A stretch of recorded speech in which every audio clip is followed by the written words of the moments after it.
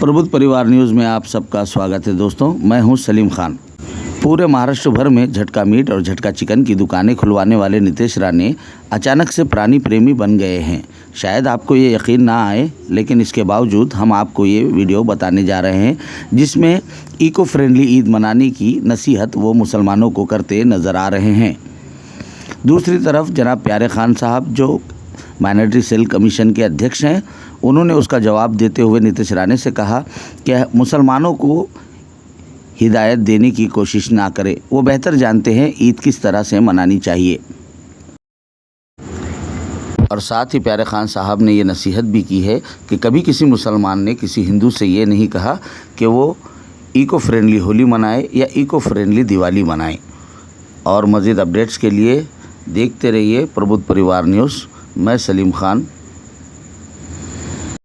उनको क्या करना है वो मैं नहीं रोक सकता, क्योंकि वो टीवी के ऊपर मेरी आलोचना करते हैं, सामने आने के बाद हाथ जोड़ के खड़े रहते हैं, ऐसा है। तो उनके वो क्या करने वाले वो मैं उनको, मगर मैं उनको, अगर उन्होंने मेरे स्टेटमेंट के बारे में अच्छी तरह से सोचा और वो आज जिम्मेदार पोस्ट पे है, उन्होंने अगर अपने मुस्लिम धर्मियों को, लोगों को एक पत्र लिख के अगर उन्होंने आह्वान किया कि चलो नितेश राणे जी बोल रहे हैं आज हम लोग को इस तरीके का पर्यावरण में एनवायरमेंट फ्रेंडली अगर हम लोग बकरी ईद मना सकते हैं, पशु प्रेमी कितने बकरे काटे जाते हैं, तो इसको उनकी सबकी अगर जान बचानी है तो चलो अपन वर्चुअल बकरी ईद करते हैं। बहुत अलग अलग तरीके हैं, बहुत अलग अलग लोग वर्चुअल बकरी ईद करने की कोशिश करते हैं, उसमें गलत नहीं है।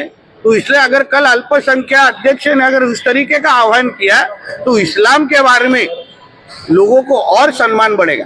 नितेश राणे जी ने बोला है कि जब मैं उनसे मिलता हूँ तो नमस्कार करता हूँ। तो देखो, नमस्कार करना संस्कार वाली बात है। चाहे हम हमारे दोस्त से मिले, दुश्मन से मिले, भाई से मिले, पड़ोसी से मिले, तो ये हमारे संस्कारों वाली बात है। अब वो क्या संस्कारी जैसे लोग, हम संस्कारी लोगों के साथ रहते हैं। मैं देवेंद्र जी के साथ रहता हूँ, गडकरी जी के साथ रहता हूँ, तो उनके संस्कार है मुझ में। अब आप भी अगर उनके संस्कार लोगे तो ये सब लफड़ा नहीं होगा। आप किसी पे प्रेशर डालोगे, ऐसा करो ऐसा मत करो, तो ये ठीक नहीं है। इस्लाम में क्या करना है क्या नहीं करना है मुसलमान जानता है ना। जैसा हमारे समाज के जो पद्धति वो हम जानते हैं, दूसरे समाज की जो पद्धति थी वो जानता है। तो मेरे मज़हब में क्या है वो मैं बहुत अच्छी तरीके से जानता हूँ और उसका मैं फॉलो भी करता हूँ बराबर, और समस्त मुस्लिम समाज भी फॉलो करता हूँ। तो ये उनको बताने की ज़रूरत नहीं। कभी भी किसी मुसलमान ने आपके होली के बारे में या तुम्हारा दिवाली के बारे में कभी बोला है तो बताइए।